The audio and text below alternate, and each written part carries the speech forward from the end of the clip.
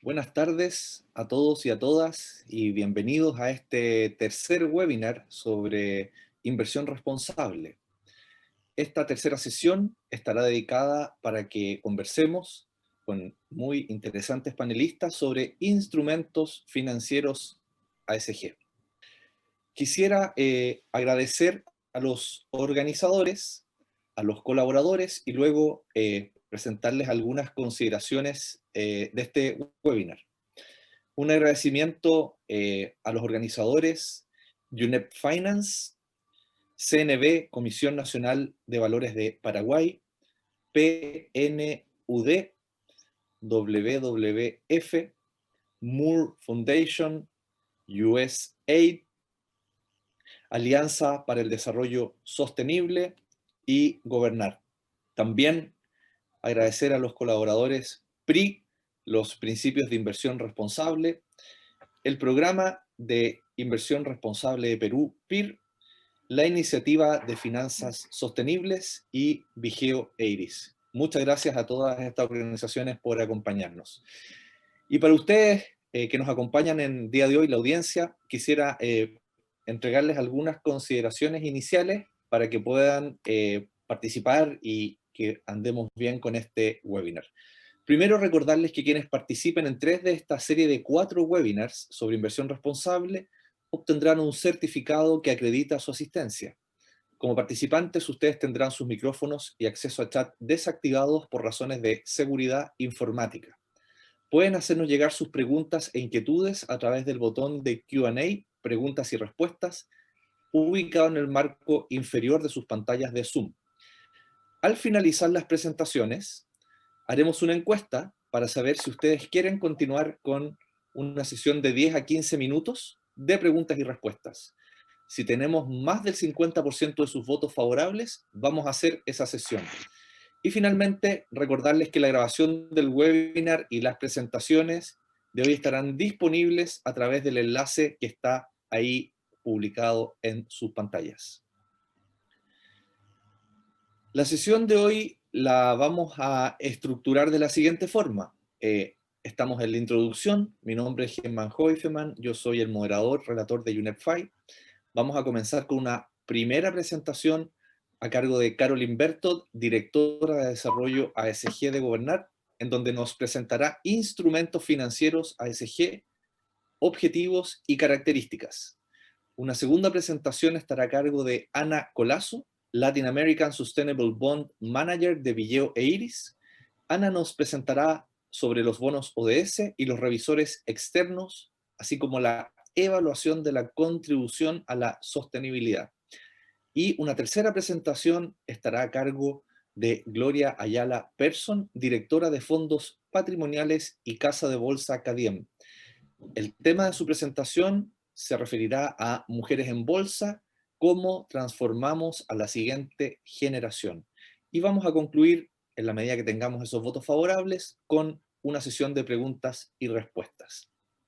Quisiera entonces comenzar, y ya sin mayores preámbulos, invitando y dejando con ustedes a Carolyn Bertold. Ella es directora de desarrollo ASG de Gobernar. Bienvenida, Carolyn. Buenas Sí. tardes y muchas gracias a todos. Vamos entonces a empezar con esta presentación. Como les dijo Germán, esta sesión, este webinar es el tercero de una serie de 4 webinars y hoy vamos a abordar especialmente cuáles son los instrumentos financieros con criterios ASG. Vamos a ver cuáles son estos instrumentos financieros con ejemplos de la región. Y luego veremos cuáles son los objetivos y cuáles son los desafíos de estos mismos instrumentos financieros ASG. Estos instrumentos financieros ASG podrían ser clasificados de varias formas. Aquí tenemos un cuadro que tenemos en la columna de la izquierda. ¿Cuáles son parte de estos instrumentos? y en la columna de la derecha tenemos el objeto de financiación de estos mismos instrumentos. Vemos que existen los bonos verdes, bonos sociales y bonos sostenibles, que agrupan criterios tanto verdes como sociales. Y estos bonos están destinados a financiar proyectos que son respectivamente verdes, sociales y sostenibles. Existen los bonos ligados a los objetivos de desarrollo sostenibles, que van a ir a financiar proyectos de organizaciones vinculados a estos mismos ODS. Y luego tenemos dos otros tipos, que son los Sustainability Linked Bonds y los Sustainability Linked Loans, que están destinados no solo a financiar proyectos, sino a financiar una organización que tiene un desempeño bueno o destacable a nivel de sostenibilidad. Aquí lo que quiero mencionar es que, como lo verán, existen instrumentos financieros ASG tanto en renta variable como en renta fija. Y lo que también es muy interesante es que estos instrumentos financieros pueden servir tanto a financiar proyectos de algunas organizaciones o países como la misma organización en sí. Empezando con los bonos, en este caso los verdes, sociales y sostenibles, porque los de ODS tienen otras características que aquí no agrupan todas. Es un producto financiero igualmente con rentabilidad, con vencimiento y con una calificación de riesgo. Y son productos que tienen como objetivo financiar o refinanciar proyectos verdes, sociales o de ambos ámbitos. Dentro de los bonos verdes están destinados a financiar proyectos que tienen un foco ambiental y en general también cambio climático. Podría ser proyectos de energía renovable, de eficiencia energética o de gestión sostenible del agua, por ejemplo, de los suelos. Dentro de los bonos sociales encontramos proyectos destinados a mejorar el bienestar social a través del acceso a infraestructura básica asequible, como podría ser la vivienda, el agua potable, el alcantarillado, saneamiento o el transporte, y también el acceso a servicios esenciales como servicios médicos, financieros, la educación, entre otros. Estos bonos a nivel mundial están enmarcados dentro de un claro marco, unos lineamientos con una necesidad de certificación, que no siempre es el caso de los bonos ODS, por eso les dije que tienen esta particularidad. Les presentará más adelante Ana Colasso de Vigeo Iris realmente lo que son estas certificaciones de estos bonos. Solo les voy a mencionar estos 4 puntos que son los más relevantes. Dentro de esta presentación de estos proyectos, la organización tiene que presentar la empresa en sí y su estrategia de sostenibilidad.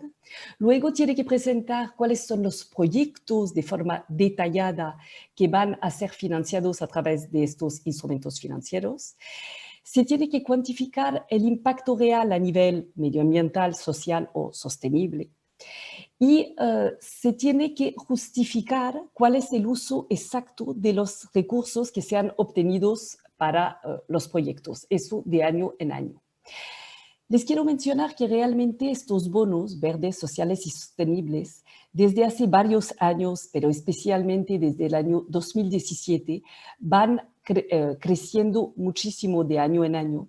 Como lo pueden ver, los bonos que más se emiten con mucha diferencia son los bonos verdes, que están aquí en color verde. Los bonos sociales no han aumentado muchísimo como lo han hecho los verdes desde hace varios años. Los que sí han aumentado muchísimo el último año, el año 2019, y parece ser que durante el año 2020 se seguirá con esta misma tendencia, son los bonos sostenibles, es decir, que agrupan temas que son tanto medioambientales como sociales. Aquí les he dejado algunos ejemplos de estos bonos, del lanzamiento de estos bonos. En este ejemplo es una corporación que lo lanzó, que es la organización Enel, su matriz en Italia, que lanzó el primer bono mundial ligado a los ODS por un importe de 1.500 millones de dólares. El otro ejemplo que me parece importante aquí mostrar, que es un ejemplo de hace 2 días, que es el mayor bono histórico que ha sido lanzado, y lo ha sido lanzado por el Estado de México, o sea que es un bono soberano por un importe de 800 millones de dólares. Me parece un gran ejemplo que un Estado pueda también emitir este tipo de bono, como lo hizo también el Estado chileno el año pasado, 2019. Aquí también un bono social, que es también importante mostrar, aunque haya menos. En este caso es de una empresa que se llama Hipotecaria Compañía de Financiamiento, que ha lanzado este bono el año pasado, si no me equivoco, exactamente, en Colombia, destinado a financiar el desarrollo de viviendas sociales exactamente en el país. Como otro tipo de instrumento financiero, ASG, tenemos los fondos de inversión ASG, que son también instrumentos de inversión y de ahorro que incluyen siempre criterios ASG en la política de inversión. Son fondos que pueden ser tanto en renta fija como en renta variable. SAM, Santander Asset Management, ha sido la primera gestora de activos en México en tener un fondo de inversión que solamente invertiría en empresas que cumplan con estos criterios ASG.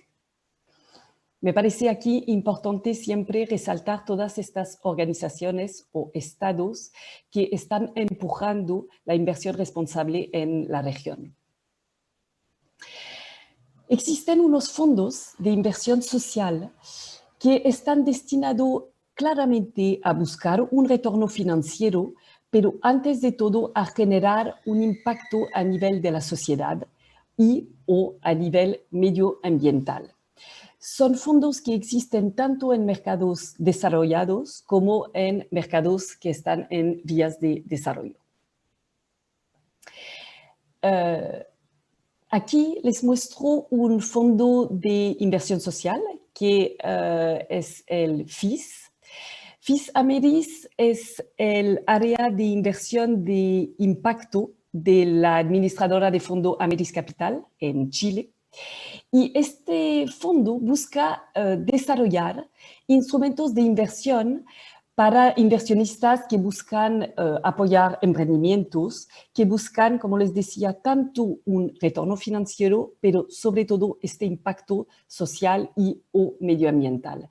Al alero de FIS Ameris ya han sido lanzados 2 fondos de inversión de impacto. Y lo que aquí es importante mostrar es que cuando se muestra realmente los resultados de un fondo de inversión social, se muestra claramente los resultados económicos, pero también se muestra muchísimo estos impactos sociales y medioambientales que han sido generados gracias a estos instrumentos. Tenemos este producto en renta variable que se llaman los ESG Linked Loan o los créditos verdes, que también tienen especificidades que no son exactamente los mismos unos que otros, pero en ambos casos son considerados como líneas de créditos cuyo precio realmente varía en función del comportamiento del deudor en variables que pueden ser o solo ambientales o sociales o de gobierno corporativo. Estos productos, en general, están condicionados a una verificación anual por una tercera parte independiente que le asignará una nota o un rating que hará que realmente condicionará el precio a pagar por el deudor. Verán que en muchos instrumentos puedo decir que en general se hace de una forma o en la mayoría de las veces. Quiero decir que todos estos instrumentos financieros, es muy importante, no son los mismos en todos los países.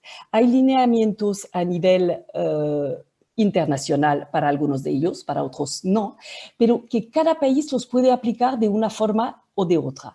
Y que cada institución financiera podría también, el día de mañana, crear otro instrumento financiero.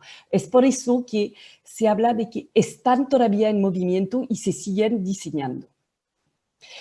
Como ejemplo de este ESG Linked Loan, aquí les presento una asociación entre Acciona y Santander en Chile, que ha sido, en este caso, en mayo del año pasado, 2019, la primera financiación de un crédito linkeado a un desempeño ESG, por el cual el precio que se pagaba por la línea de crédito dependía del rating conseguido cada año por Acciona, por RobecoSAM, que cada año verificaba si realmente los criterios ESG estaban alcanzados y en este caso había una relación directa sobre el precio a pagar por Acciona a Santander.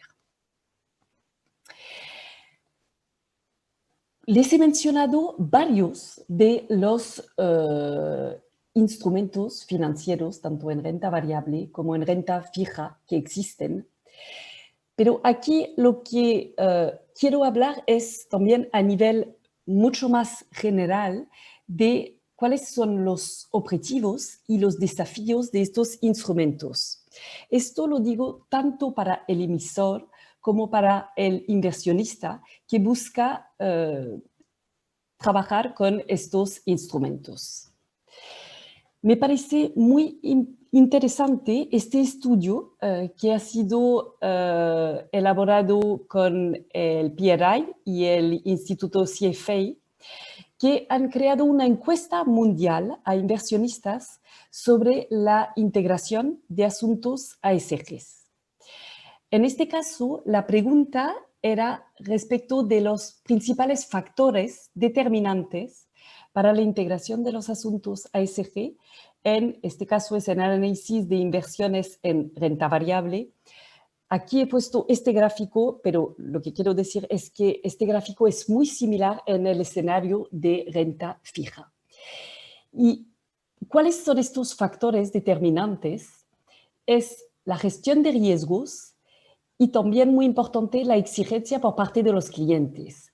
Por lo que cuando un inversionista o cuando un emisor va a buscar realmente cuál sería el mejor instrumento financiero a nivel ASG para trabajar, es importante tener en consideración estos factores. El inversionista tiene que saber que realmente está ahí respondiendo a una petición por parte de los clientes y en este caso tiene que adaptar el producto y los criterios que va a trabajar dentro de cada uno de estos productos. El producto, el financiero, el instrumento financiero ASG es en envoltorio, pero realmente en cada uno de estos instrumentos podemos trabajar varios de estos criterios o solamente uno y ofrecer hacia el mercado un producto específico. Y aquí es también muy interesante conocer los obstáculos que existen a la integración de los asuntos ASGs en el análisis de inversión para estos instrumentos financieros ASG. Es muy difícil y los que trabajamos en inversión responsable es algo que siempre oímos. El mercado aún no acaba de entender cuáles son estos aspectos ASGs, por lo que también es muy importante por parte de un emisor y por parte de un inversor explicar exactamente cuáles son estos asuntos ASG. ¿De qué estamos hablando cuando hablamos de criterios ASG y de qué estamos hablando cuando hablamos de inversión responsable? Y el otro punto que también es muy, muy importante es la falta de información ASG comparable e histórica entre organizaciones. Y esto es un punto muy, muy relevante por parte tanto de las empresas, de que tienen que divulgar más y mejor la información ESG a los inversionistas y al mercado. Y el último punto, que también es relevante dentro de estos obstáculos, es que se parece también un poco al primero, es esta falta de cultura corporativa, incluso dentro de la organización, hacia la inversión responsable. Con esto quiero cerrar realmente de que incluso dentro de las corporaciones y organizaciones, falta aún entender qué es la inversión responsable y cuáles son los beneficios que pueden traer. Estoy segura que ustedes, después de estos 3 webinars, que estamos dentro de ya lo han ido entendiendo. Si están aquí asistiendo en este webinar hoy, aún más saben realmente cuáles son estos beneficios y les invitamos realmente a hacerlos cada vez más públicos y transparentes. Les agradezco mucho su atención. Muchas gracias, Caroline, por tu tan clara presentación. Felicitaciones. Y estoy seguro ahí que a través de nuestra audiencia y el chat podrán expresar sus preguntas, que luego podremos, a propósito de esa votación para discutirlas, podremos comentarla en mayor profundidad. Muy agradecido por tu presentación. Bueno, para seguir profundizando en el tema de bonos, tenemos a una especialista. Ella es Ana Colazo. Ana es Latin American Sustainable Bonds Manager de la agencia Vigeo Iris. Anita, bienvenida. Te doy la palabra para que nos puedas comentar sobre tu presentación. Muchas gracias, Germán, y muchas gracias a los organizadores por invitarnos a participar de esta serie de webinars tan interesantes. Nosotros nos vamos a enfocar en los bonos sostenibles, los bonos ODS, y el rol de los revisores externos en este proceso. Y para comenzar me gustaría aclarar cuál es el rol que juegan las organizaciones como Vigeo Iris en este mercado. Nosotros somos una agencia de calificación ASG, es decir, en temas ambientales, sociales y de gobernanza, y hacemos calificaciones tanto a nivel del emisor como a nivel de los instrumentos específicos. Estamos presentes a nivel global, pero en particular estamos en Latinoamérica desde el año 2014, acompañando a distintas transacciones de la región, específicamente algunos de los hitos históricos de Latinoamérica, como les comentaba Caroline, el bono verde soberano de Chile, el bono social soberano de Ecuador y el bono ODS del Estado de México. Me gustaría guiarlos a través de esta presentación desde la practicalidad y desde qué significa para el emisor salir con este tipo de instrumento al mercado y qué tipo de esfuerzos o qué tipo de acciones necesita llevar a cabo para poder estructurar un bono sostenible. Principalmente vamos a guiarnos a través de 6 etapas. La primera de ellas es identificar a los distintos stakeholders que tienen que participar de este tipo de operación. Van a ver que participan equipos que normalmente no trabajan juntos, equipos de finanzas, equipos de sostenibilidad, equipos de proyecto, también si estamos hablando de instituciones financieras, los equipos dedicados a las carteras específicas, e incluso se pueden incorporar stakeholders externos, como son las consultoras de sostenibilidad, u organizaciones como por ejemplo el PNUD. Una vez que ya tenemos a todos los actores que van a participar de este proceso, tenemos que empezar a identificar cuáles son esos proyectos o cuáles son esos activos verdes, sociales o sostenibles que podrían recibir los fondos del bono. Y para guiar dentro de todas las inversiones o todos los activos o todas las carteras, se pueden utilizar distintos estándares, como les mencionaba Caroline, por ejemplo, las categorías que están mencionadas en los principios de los bonos verdes. Por ahí lo primero que se viene a la atención o que nos llama la atención son, por supuesto, proyectos de energías renovables o de eficiencia energética, pero también tenemos otro tipo de proyectos como todo lo que es la gestión sostenible de los recursos naturales, sumamente importante para Latinoamérica. También todo lo que es transporte limpio, tanto a nivel de transporte privado, pero también a nivel de transporte público limpio y transporte verde. Y me gustaría también guiarlos un poco en los proyectos sociales que por ahí son más difíciles o es más difícil identificar qué tipo de proyectos entran acá o qué tipo de activos entran acá.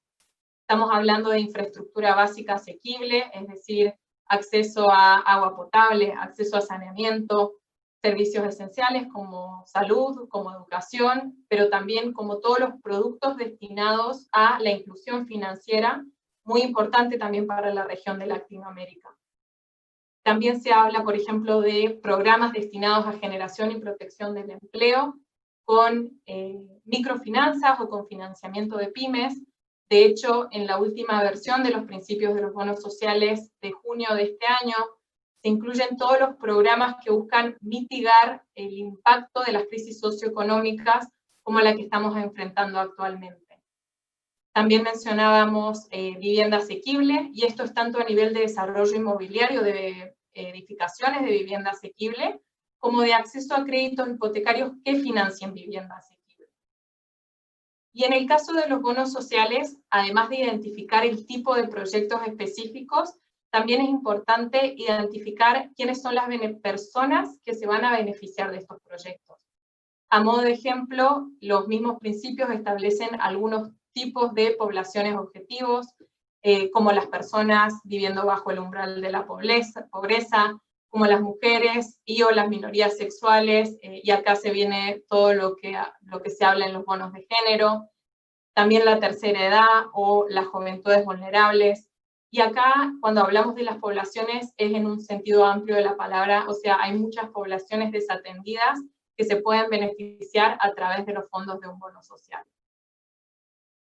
Y si ya vamos un poco más a los umbrales técnicos o a otro tipo de herramientas que nos pueden ayudar a identificar esos proyectos verdes, sociales o sostenibles, también tenemos taxonomías como la de Climate Bonds Initiative, que está específicamente orientada a proyectos que buscan mitigar o adaptar el cambio climático, y donde se definen umbrales técnicos específicos que deben cumplir los proyectos, o también taxonomías como la de la Unión Europea, y en particular su anexo técnico, donde también vamos a ver estos umbrales técnicos por sector industrial y por tipo de proyecto específico. Siguiendo dentro de nuestro proceso, una vez que ya hemos identificado esas carteras o ya hemos identificado esos proyectos, la siguiente etapa es establecer un marco de bonos sostenibles. El marco es el documento donde el emisor le comunica al mercado cómo va a estructurar su bono.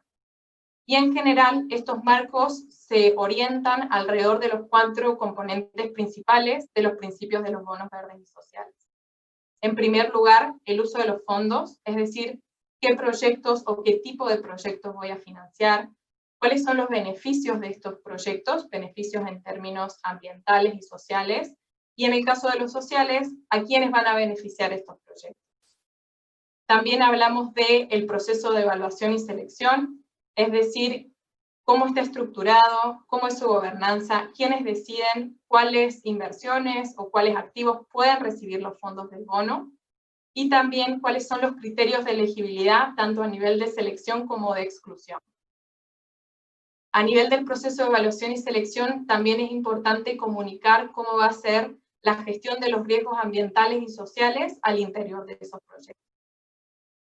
El tercer componente es la gestión de los fondos, es decir, cómo funciona todo el proceso de asignación desde que uno sale y emite el bono hasta que esos fondos efectivamente van a los proyectos ambientales o sociales que los reciben. Y acá vemos todo lo que son los sistemas de rastreo y de verificación de los fondos. Y el cuarto y último componente de los principios es los reportes. Es decir, después de que uno emite el bono, uno tiene que seguir comunicando al mercado cuáles son los resultados de ese bono sostenible, dónde han ido los fondos, qué proyectos han recibido los fondos, y también cuál es el impacto ambiental y o social que han tenido ese bono. Una vez establecido y una vez definido el marco de bono sostenible, la siguiente etapa es buscar una revisión externa que acompañe la emisión de ese bono.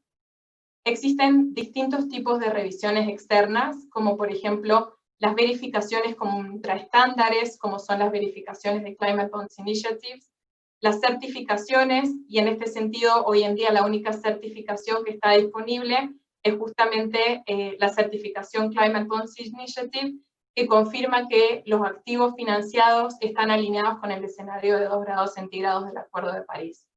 También están los Green Ratings, que son los que otorgan las agencias de calificación de riesgo, y por último, la segunda opinión.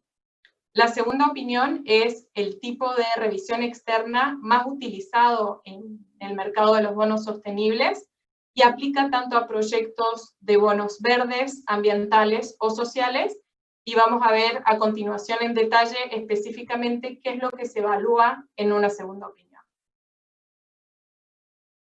La metodología de evaluación hace enfoque en 3 elementos principales: la emisión, el emisor y la coherencia entre estos 2 elementos. A nivel de la emisión, se ve el alineamiento con estos principios de los bonos verdes y sociales o con otros estándares internacionales o nacionales de referencia. En segundo lugar, la contribución a la sostenibilidad. Y acá la contribución a la sostenibilidad está compuesta de 2 elementos. Por un lado, los beneficios primarios ambientales o sociales de esos proyectos o esas categorías de proyecto, pero por el otro lado, la gestión de riesgos ASG.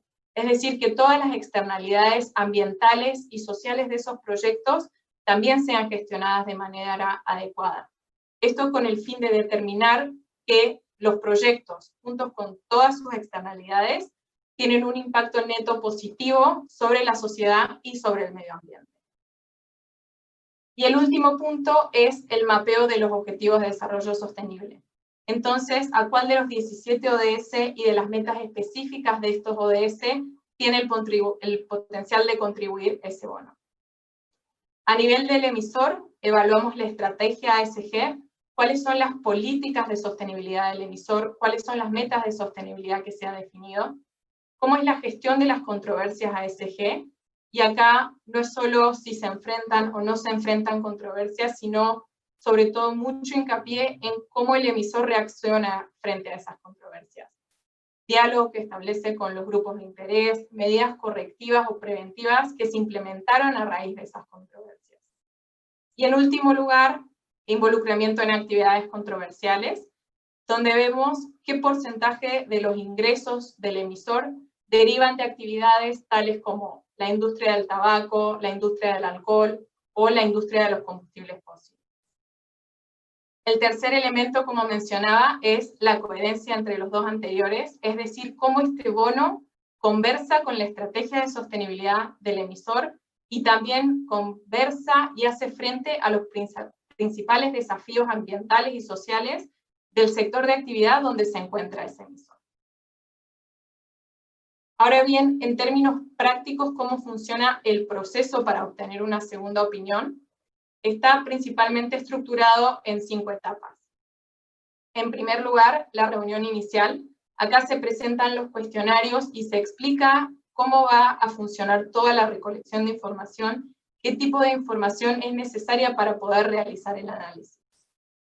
Una vez que el emisor entrega las respuestas a este cuestionario y, muy importante, toda la documentación de respaldo, como por ejemplo el marco de bono sostenible, el equipo del trabajo va a analizar toda esta información y si es necesario aclarar o si todavía se identifican brechas de información, se van a organizar entrevistas con los distintos equipos de trabajo del emisor. Ya luego de las entrevistas se acaba con todo el proceso de recolección de información y se pasa a consolidar el análisis. La segunda opinión tiene una primera versión borrador que se presenta al equipo del emisor. Y cuando se presente se hace hincapié en 2 elementos.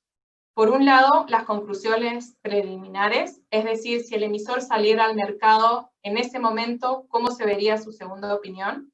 Y en segundo lugar, las áreas de mejora identificadas.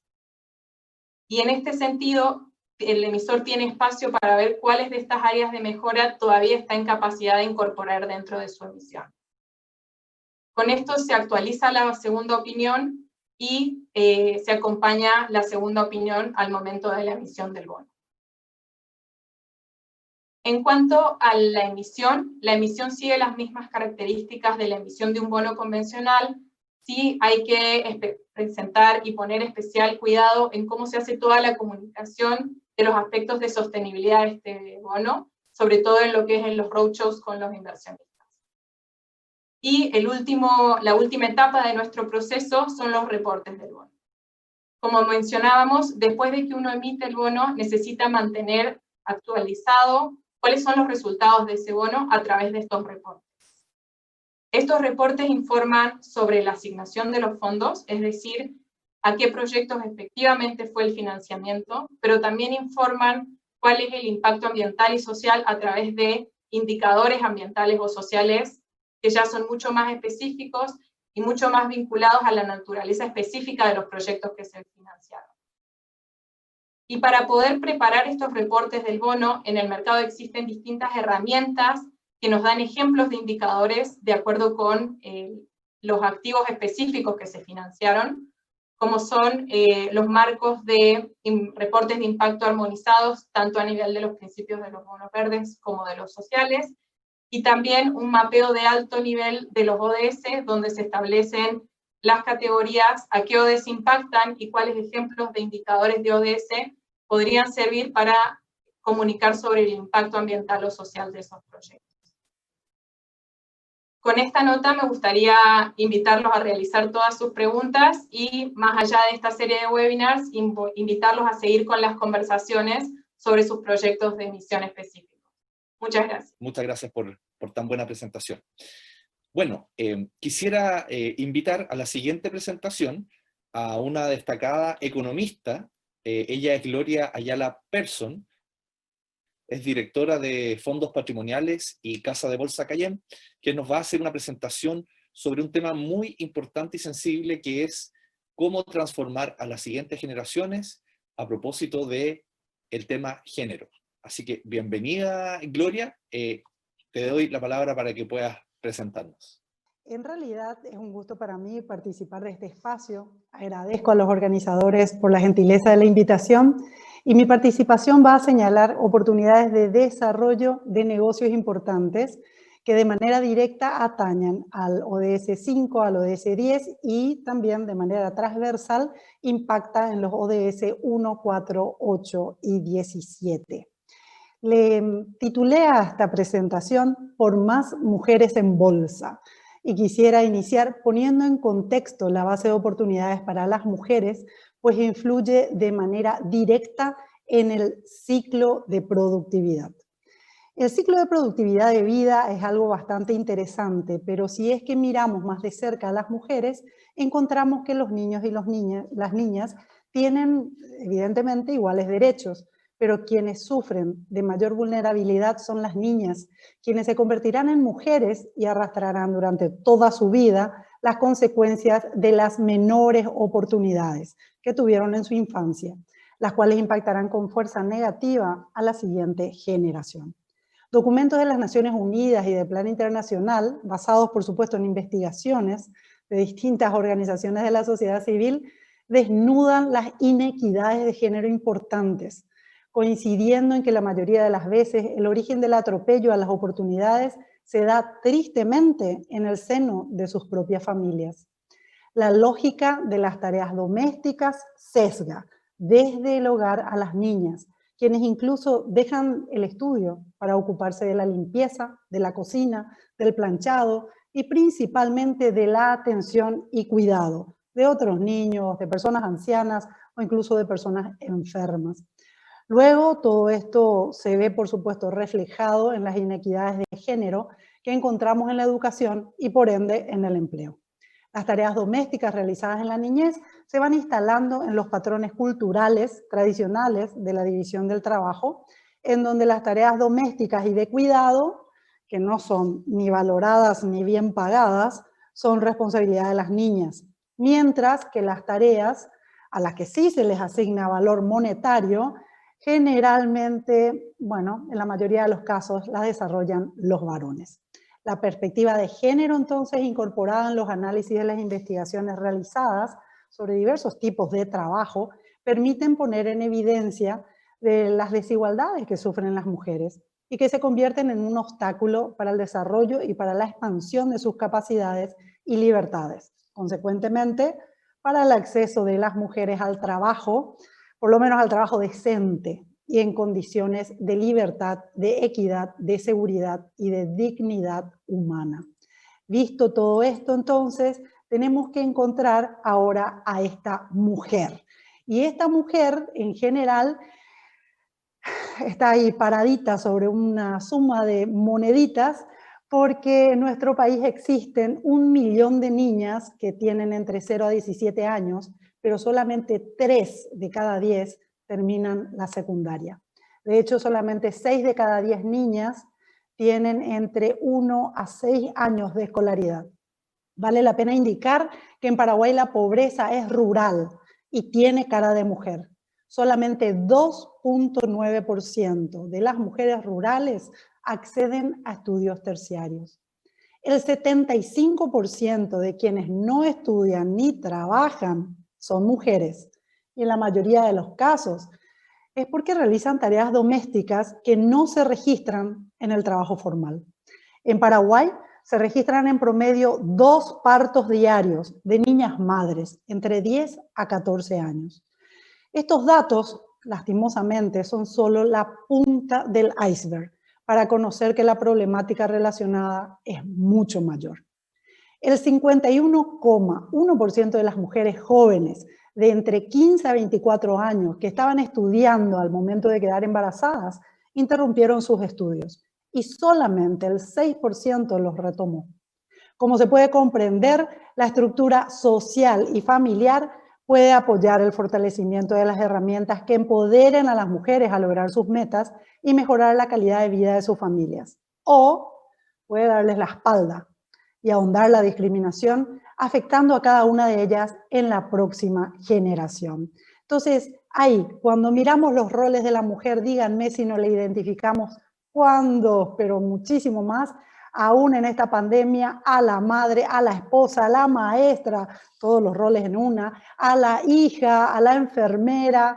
Bueno, señores, también es cierto de que cumplimos otros roles, pero me encantaría ver mujeres empoderadas. Entonces, en este contexto marcado por la importancia del manejo de finanzas como herramienta de sostenibilidad en la calidad de vida, podemos observar con agrado el énfasis dado a la educación financiera, tanto por parte de las autoridades como de ustedes, los inversores institucionales, hecho que ocurre concomitantemente al mayor acceso al crédito, al mayor poder adquisitivo, sin duda, y consecuentemente al número cada vez mayor de personas asumiendo deudas.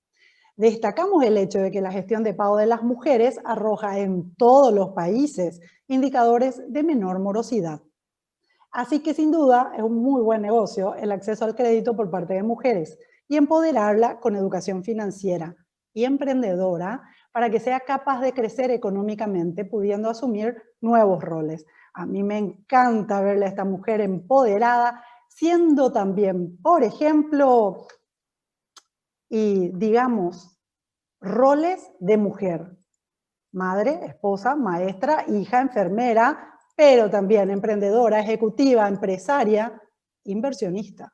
Aunque no se preocupen, vamos a seguir con todos los etcétera, porque somos mujeres, así que lo vamos a poder hacer, no se preocupen. Entonces, esto es todo sin olvidar a todo lo que hacemos con amor a nuestra familia y cuidado de la sociedad, pero necesitamos mejorar nuestro acceso a la educación. Señores, nos conviene empoderar a las mujeres y potenciar su crecimiento, porque cuando una mujer tiene educación financiera, no solamente mejora su calidad de vida, sino que aumenta considerablemente su capacidad de tomar créditos. Ya vimos que es buen negocio. Invierte responsablemente en el sector productivo, potenciando su emprendimiento, ya sea en la industria, en el comercio o en los servicios. Dirige de manera más eficiente su negocio porque es capaz de calzar los flujos de caja con proyección adecuada. No solo somos buenas pagadoras de deuda. Si utilizamos las habilidades ordinarias que nos hacen extraordinarias, como por ejemplo disciplina, responsabilidad, decencia, dignidad, honestidad, capacidad de mirar al futuro, solidaridad, resiliencia y amor por la familia, entonces imagínense lo que podríamos alcanzar también teniendo educación financiera, porque desde luego que también vamos a ser confiables para poder construir portafolios de inversión, generar ingresos pasivos para nosotras mismas y transmitir conciencia en la toma de decisiones financieras a colaboradores, a nuestras familias, a los alumnos integrando nuestros variados roles con mejor formación, seremos capaces de transformar de manera responsable y sostenible las capacidades financieras, pues nadie puede negar que las mujeres, madres y maestras, impactamos de manera directa y diaria en la formación de hábitos de las siguientes generaciones. Actualmente, 1.066.000 mujeres de entre 35 a 64 años somos las madres y maestras del 64% de la población, que es menor de 34 años. Ojo, 38% de nuestra población es menor a 20 años. Así que no nos digan que no. Las mujeres somos un poder transformador para el país y con conocimiento asertivo sobre finanzas podemos empoderarnos para realizar inversiones y hacer crecer nuestros emprendimientos. Se han desarrollado esfuerzos para divulgar la cultura del ahorro, pero la inclusión financiera ha sido más dirigida al acceso al crédito, con la intención de generar un cambio cultural, sin duda, en los individuos que saldrían de la condición de deficitarios para el de superavitarios, ya que estamos utilizando jerga economicista. Entonces, nos conviene impulsar un abordaje más integral, con fundamentos en la economía del comportamiento, comprendiendo desde lo emocional cómo actuamos y decidimos financieramente hablando. Mi propuesta es no cambiar, ampliar la mirada y el alcance para atraer a las mujeres al mercado financiero, quizás aún asociado al rol masculino. De hecho, los datos nos indican que difícilmente podríamos desarrollar productos financieros ideados para mujeres, siendo que la participación femenina en los directorios de la Comisión Nacional de Valores es de 0, de la Bolsa de Valores y Productos de Asunción, 0. En las casas de bolsa nuestra participación es del 18%. En las empresas emisoras, solo el 22%. Y directorios de las entidades financieras en nuestro país, solo el 16% está conformado por mujeres. Así que cuando hablamos de todos nuestros roles, y es que también somos capaces de sumarle un acceso a la educación financiera, no se preocupen, somos capaces de impactar. Es más, le vamos a poner un foco en la familia y también en la comunidad. No se preocupen, somos capaces de hacer todo eso. Ya lo hemos demostrado en la historia de la humanidad. Así que en nuestras familias, quizás varios de nosotros hemos tenido la oportunidad de valorar, incluso siendo niños, la magia que hacemos las mujeres. Porque decime si no hacía magia tu mamá, para que los que siempre escasos recursos alcancen para todos de forma igualitaria. Así que tenemos que darle un poco ese espacio a la mujer, porque somos muy buenas administradoras y esa capacidad innata de cuidar a los demás y de una mirada de protección socialmente responsable puede ser potenciada con educación en finanzas. Por todo esto es importante resaltar que el mundo de las finanzas responsables no puede ignorar las necesidades de mujeres emprendedoras y a las empresas dirigidas por mujeres. Debemos pensar y diseñar las formas de agregar valor en nuestros productos financieros para apoyar el funcionamiento de los negocios de mujeres. Sus necesidades son bien diferenciadas y hay todo un mercado para este tipo de inversiones. A nivel mundial, este tipo de inversión se ha incorporado a un amplio abanico de oportunidades de inversión, incluyendo la deuda privada, las estructuras financieras innovadoras, como renta fija, fondos cotizados en bolsa, títulos de deuda cotizados en bolsa, capital semilla, capital de riesgo y también capital privado. Aquí hay muchísimas oportunidades, pues estas herramientas aún son muy incipientes en América Latina y prácticamente inexistentes en Paraguay. No se preocupen, siempre el aprendizaje es un regalo, incluso cuando la maestra del año 2020 es la señora pandemia COVID. Así que pongámonos las pilas, que tenemos muchísimo que aprender. Y por supuesto, con la mujer podemos transformar a la siguiente generación. Muchísimas gracias. Muchísimas gracias a ti, Gloria, por tan clara e inspiradora presentación. Las cifras que presentaste y la lógica de lo que está ocurriendo en algunos de nuestros mercados es es bastante sorprendente y vamos a conversar idealmente sobre esto y tratar de profundizar un poco más para ver cuál es la evidencia, qué es lo que se ve que está ocurriendo en mercados similares y cómo poder avanzar en esta transformación generacional a la que tú hacías mención. Los invito ahora a que ustedes, todos los que están conectados como audiencia, puedan votar. Vamos a hacer una encuesta online para preguntarles si quieren tener a continuación una sesión de preguntas y respuestas. Así que en sus pantallas van a poder ver desplegada una encuesta. Los invito a votar. Les recuerdo, si tenemos más del 50% de votos favorables, vamos a continuar con esta sesión de preguntas y respuestas. Ya tenemos una gran cantidad de votos. Estamos con un 90% de ustedes a favor de hacer esta sesión de preguntas y respuestas, así que vamos con eso. En esta sesión va a participar Carolyn Bertot, Ana Colazo y también, obviamente, Gloria Ayala. Quisiera hacer la primera pregunta y darle un espacio para reflexión y respuesta en primera instancia a Anita Colazo y luego también a Gloria. En la presentación tuya, Gloria, mencionaste que las mujeres son tomadoras de decisiones en esencia, ¿no es cierto? Están constantemente tomando decisiones respecto a asignación de recursos, respecto a finanzas, ¿no es cierto? Y también mencionaste algunos datos bien interesantes de que son muy buenas pagadoras, hay evidencia.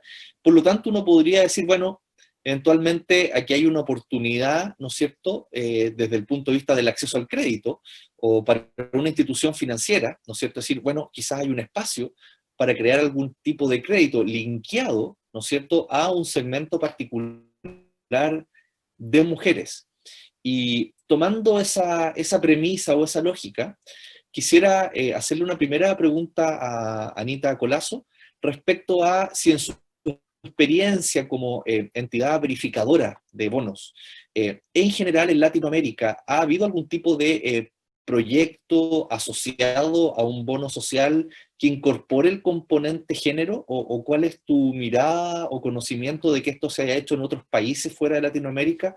Si nos pudieras comentar un poco cómo se puede incorporar, ¿no es cierto?, en la lógica como un emisor quiere estructurar un bono y quiere decir, bueno, yo me quiero hacer cargo del tema género, o incluso desde una institución financiera que quiere entregar un tipo de créditos asociado a un beneficiario que es el segmento mujeres.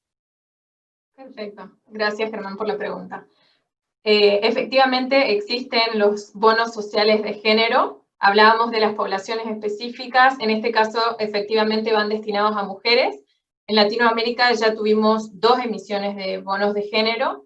La primera el año pasado de Banismo, parte del Grupo Bancolombia en Panamá, que financiaba a pymes lideradas por mujeres. Y este año, hace muy poquitos días, la emisión del bono de género de la vivienda, que buscaba también financiar, por un lado, pymes lideradas por mujeres, pero también financiaba dar acceso al crédito hipotecario a mujeres. Entonces vemos muchas oportunidades, todavía también nos falta todo lo que es microfinanzas de mujeres y sabemos que hay muchas instituciones especializadas en microfinanzas en la región y cuya cartera está compuesta en gran medida por mujeres, así que si bien estas 2 transacciones han marcado los hitos, creemos que quedan varias de bonos de género por venir y hay muchas oportunidades tanto para los emisores, es decir, tanto para instituciones financieras salir con este instrumento al mercado, como para las pymes y las microempresas en sí acceder a este tipo de financiamiento.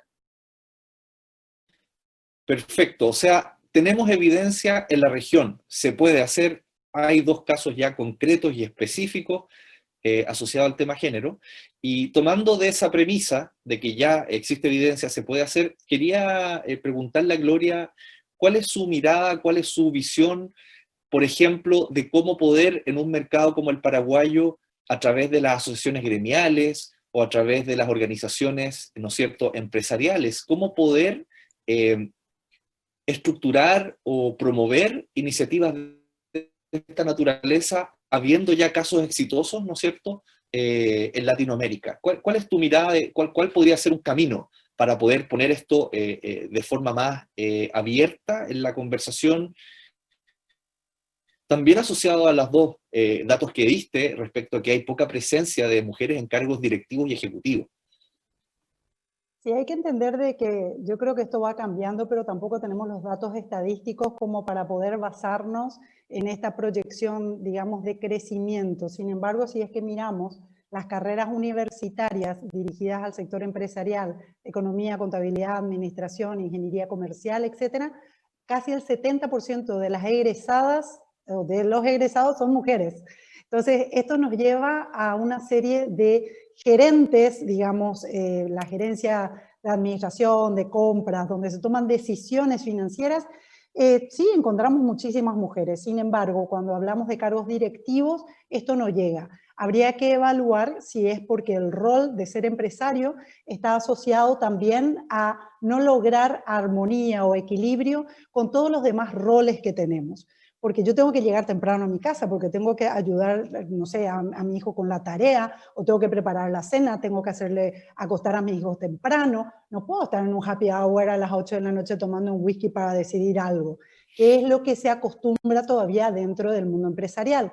Tampoco puedo irme 3 o 4 días a la semana al interior del país a recorrer las otras industrias porque tengo que estar en mi casa. Tampoco quiero que me asciendan si eso va a implicar un traslado de ciudad, porque ¿cómo hago con el colegio de mis chicos? O sea, las mujeres tenemos todavía también una serie de responsabilidades con los otros sombreros. Y el mundo empresarial todavía se mueve en un esquema que no es precisamente de lunes a viernes de 8:30 a 5. Entonces, todo esto tenemos que comprender que se ha visto incluso impactado de una manera radical con la pandemia, en que estamos haciendo home office al tiempo de cocinar, al tiempo de ayudar con la tarea, al tiempo de una reunión de directorio o de gerencia. Entonces, cuando hablamos de gremios, donde estamos hablando de empresas muy tradicionales, encontramos, por ejemplo, las empresas familiares, que son la gran mayoría de las empresas de nuestro país, nos encontramos también con esa segunda generación, muchas mujeres en entornos gerenciales a cargo del área de recursos humanos. Pero es el primogénito varón el que tiene que heredar la dirección o la gerencia general de la empresa. Creo que hay mucho trabajo que hacer en cuanto a cultura, en cuanto a concienciación y un poco también dejar la hipocresía social de evaluar quiénes toman las decisiones. Porque, Germán, al fin y al cabo, en nuestras casas las mujeres deciden qué vamos a comer, a qué colegio se van a ir los chicos, qué ropa nos vamos a poner, todo decimos las mujeres. Y los hombres creen que ellos deciden, por ejemplo, sobre su camioneta o sobre, no sé, algo así. Pero vos no cambias tu camioneta si tu señora no te dio permiso y elige el color. Entonces, detrás de las decisiones de los varones, también generalmente está como el apoyo o el visto bueno de la mujer. Y ese tipo de cosas, si es que las llevamos al ámbito empresarial, también nos vamos a encontrar que generalmente, como va asociado de que las mujeres tenemos como ese prestigio ganado de que somos más honestas, más decentes, más disciplinadas, etcétera, terminamos tomando decisiones en el área de administración o en el área de compras de muchísimas empresas. Y en el área de inversiones, por ejemplo, te digo un producto típico financiero acá, ahorro programado, ahorro planificado. Las mujeres somos las que estamos con el futuro en la cabeza. Entonces, ¿cuántas cosas más podríamos planificar y formar capital o administrar mejor el capital? Las mujeres ganamos menos, tenemos menos años de contribución a la seguridad social, pero vivimos más años que los hombres. Entonces, más vale que tenemos que fortalecer nuestros sistemas en donde las inversiones nos puedan dar también ingresos pasivos para vivir dignamente. 40 años de mi vida laburando y después le tengo que pedir a mi hijo un plato de comida, eso no está bien. Pero hay tan poca información sobre ese mundo de inversiones para la mujer que te diría que del contexto empresarial hay muchísimo para trabajar. Y coincido contigo que debe ser un trabajo armónico entre las áreas. Pero me preocupa que hay tan poca presencia femenina en el directorio de las propias entidades, tanto de autoridades que es cero, como en el caso de las casas de bolsa y de las entidades financieras, que va a ser muy difícil que en algún momento se atrevan a ponerse en el zapato de la mujer emprendedora, empresaria, para dar, por ejemplo, préstamos de capital semilla y cosas así. Muchas gracias, Gloria. Y ahí, bueno, quizás la invitación, ¿no es cierto?, a las entidades reguladoras, a las autoridades también a subirse a este carro que parece tiene una lógica de ganar para todos, ¿no es cierto? Así que muchas gracias por también tu reflexión. Quisiera hacer una pregunta también partiendo por Anita y luego a Caroline, que se repite bastante en las preguntas que nos han llegado. Surge la pregunta de si es negocio, estoy resumiéndolo así, de si es negocio hacer la emisión de un bono verde. Si vale la pena el esfuerzo de pasar por todos estos pasos que Anita también nos explicó. Y quizás, Anita, ahí la pregunta es que nos puedas contar cuál es la evidencia, cuál es el conocimiento que ustedes tienen trabajando en Latinoamérica, por ejemplo, de el tipo de tasas que se logran con un bono verde o social versus un bono tradicional. ¿Cuál es el tipo de demanda que se logra conseguir, ¿no es cierto?, con este tipo de bonos? ¿Qué es lo que ustedes ven desde el punto de vista, por ejemplo, de los créditos linkeados a objetivos ASG? ¿Cuál sería la viabilidad? Preguntaba por ahí, ¿cuál es la viabilidad económica para un banco, ¿no es cierto?, hacer el esfuerzo de categorizar un ESG Link Loan que mencionaba Caroline. Esa es una primera parte que quería preguntarte a ti, Ana, y luego voy con la parte de Caro. Perfecto. Empiezo entonces con la parte, digamos, uso de fondos dedicados, bonos verdes, sociales, sostenibles, ODS, donde se van a financiar proyectos específicos. Sobre eso, hay muchísimos estudios de mercado, un poco a nivel de consenso internacional, y van a ver también la postura oficial de ICMA, es que no va a haber un beneficio en tasa, efectivamente. Donde sí hay consenso internacional es que este tipo de instrumentos te permiten acceder a otros inversionistas, principalmente inversionistas norteamericanos, asiáticos, europeos, que tienen un mandato verde fuerte o que tienen políticas de inversión responsable fuertes. Entonces uno puede incorporar a estos inversionistas dentro de su base, que no lo haría a través de un bono convencional. Ahora me muevo a al otro instrumento, específicamente a los ESG Linked Loans o los ESG Sustainability Linked Bonds. En ese caso, sí hay un beneficio. Sabemos que hay bancos en la región que están dispuestos a dar un beneficio en la tasa de interés en la medida en que se cumplan estas metas ambientales, sociales o ASG, que se han definido o que se han definido anterior a que se cierre el préstamo. Entonces, en ese caso, uno fija objetivos año a año y esa tasa de interés es revisada en función de que se cumplan o no se cumplan los objetivos. Así que tenemos los dos tipos de respuestas dependiendo del tipo de instrumentos a los que uno está buscando optar y qué es lo que uno va a financiar con ese bono. En términos de demanda, sí vemos que hay mucha demanda por este tipo de instrumentos, sobre todo porque tenemos, como comentaba, inversionistas que tienen fondos dedicados, por ejemplo, a bonos verdes, y necesitan llenar esos fondos, y todavía el volumen de emisión a nivel global no es tan grande como para llenar esos fondos. Y acá invito a Caroline a que complemente también. Perfecto, Caroline, te ofrezco la palabra y también una pregunta que acaba de aparecer, a ver si nos puedes ayudar, Caroline. Preguntan cuál sería también la diferencia entre el bono verde y el bono social. Creo que lo explicamos, pero si podemos, digamos, hacer como una definición clara. Y los bonos ODS. Creo que hay algún tipo de confusión de un par de personas de cuál es finalmente la diferencia entre un bono verde, un bono social y un bono ODS. Si pudiese Anita o Caroline, quizás Caroline tú poder comentarnos. Estás sin audio. Ahora, perdón. Gracias. Lo voy a comentar, yo creo que seguramente Anita después podrá complementar sin ninguna duda. Realmente la diferencia mayor, o sea, en ambos casos, lo que son bonos tanto verdes, sociales y sostenibles, como los ODS, están destinados a financiar proyectos dentro de las organizaciones o dentro de un Estado y no a la organización en sí. Esto es una primera cosa.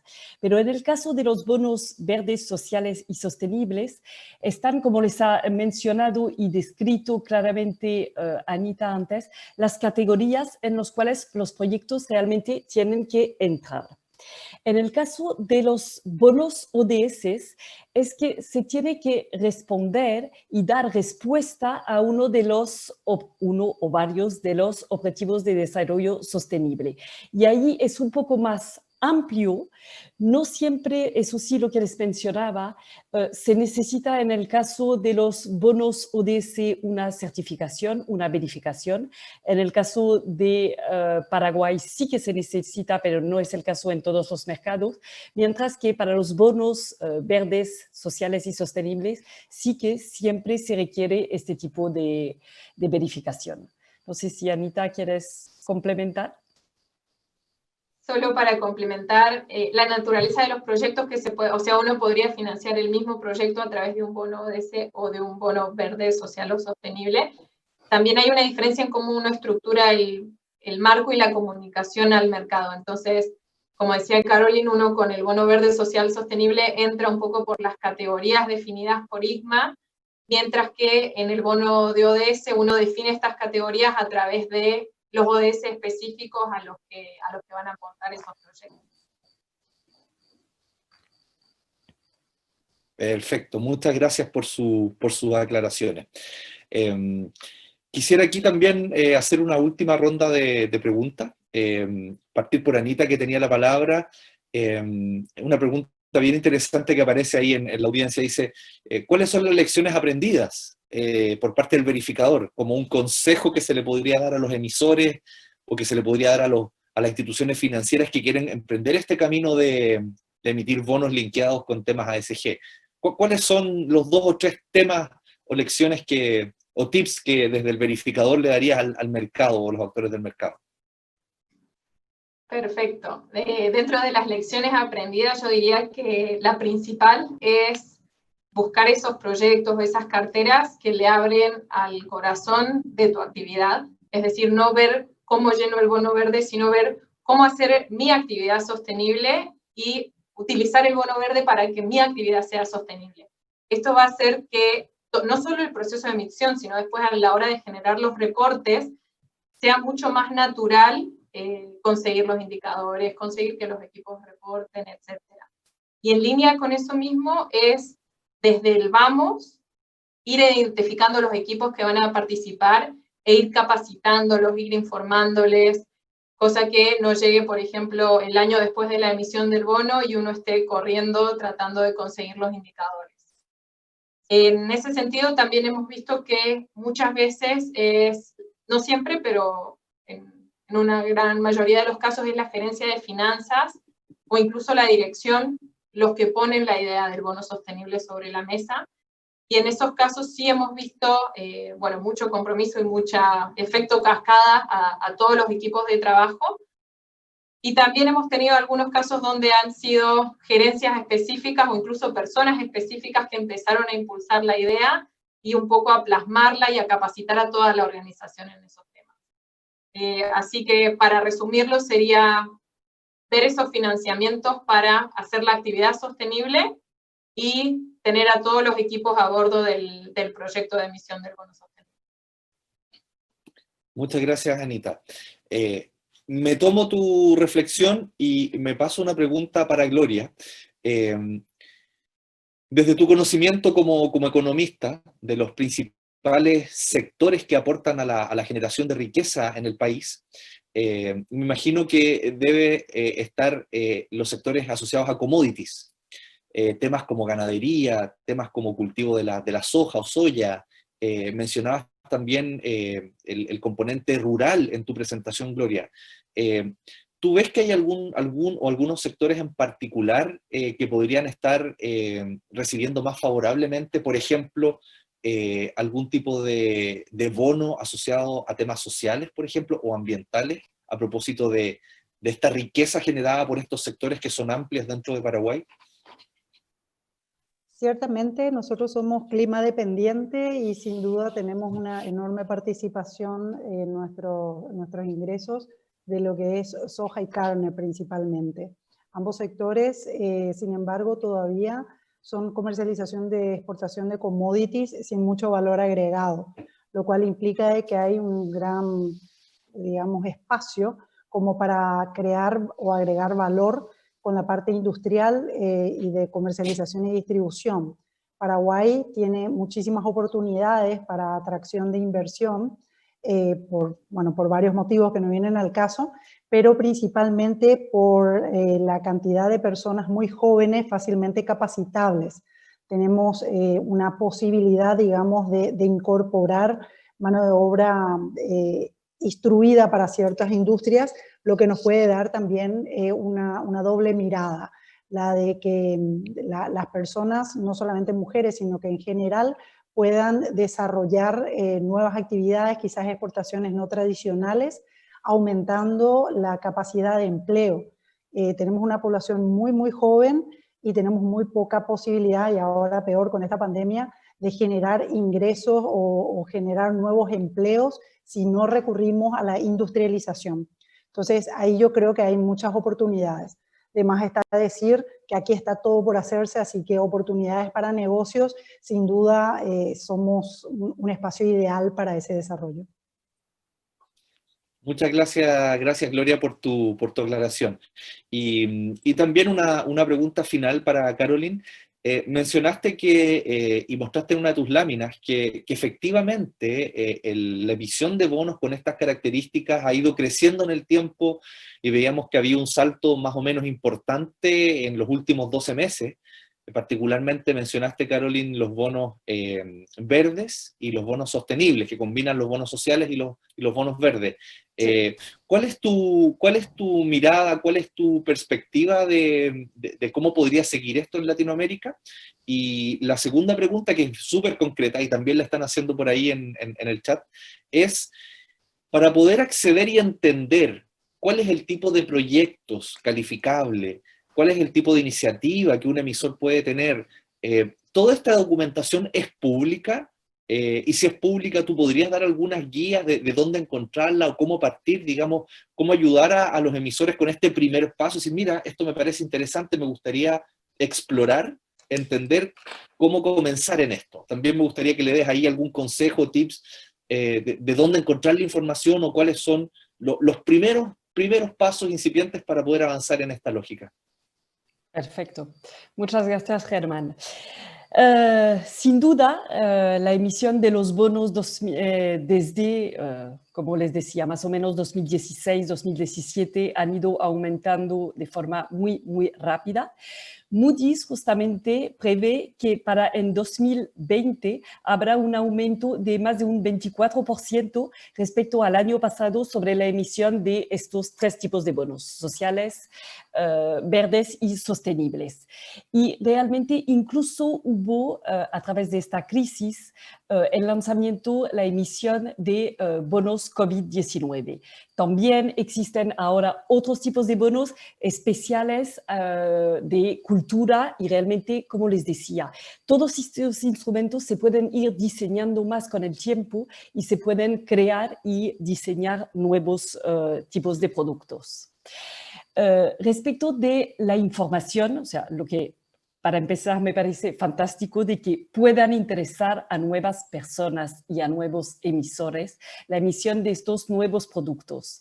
En Latinoamérica se ha demostrado realmente muchísimo también desde el año, no fue tan rápido como a nivel mundial, pero desde el año 2018-2019 el número creciente de emisiones de bonos, tanto por parte de estados, que ya lo hemos mencionado, México y Chile, como por parte de corporaciones. Y esto realmente es muy, muy buena señal. Porque como lo mencionaba antes Ana, hay muchos beneficios. El mayor, yo creo que sí es el que mencionó, de abrirse a nuevos inversionistas. Y hay también un tema de reputación y de liderazgo por parte de estas organizaciones que se atreven a emitir este tipo de instrumentos. En cuanto a la información que se puede encontrar respecto de estos bonos, sí que es pública y se encuentra en las bolsas de valores de los diferentes países donde se emite. Además, en general, también las mismas organizaciones que han emitido estos bonos también hacen público en sus páginas web, en la parte de Investor Relations, estos tipos de informes, y la parte de del verificador externo, si hay, también está mencionado en esta parte, tanto por parte de las bolsas como por parte del emisor. Perfecto, o sea, yo podría eventualmente ver algunos de los ejemplos que presentaron ustedes, ir a la página web de esa organización, entrar a la sección de relaciones con inversionistas y buscar ahí el reporte, por ejemplo, de la opinión del verificador del bono. Exactamente. Y también en la bolsa de valores de cada uno de los países donde fue emitido el bono. Perfecto. Bueno, esa es una guía para ver cómo luce también y para entender el tipo de proyectos que en ciertas industrias se han definido. Yo quería concluir esta sesión de hoy agradeciéndoles, Gloria, Caroline, Anita, muchas gracias por sus presentaciones muy claras, muy ilustrativas, y aprovechar de dejar invitados a los que nos acompañan hoy para la siguiente y última sesión de este ciclo de 4 webinars que vamos a tener el próximo jueves a las 5 p.m. Horario de Paraguay. Con esto me despido y espero verlos la próxima semana. Que tengan buena tarde. Muchas gracias.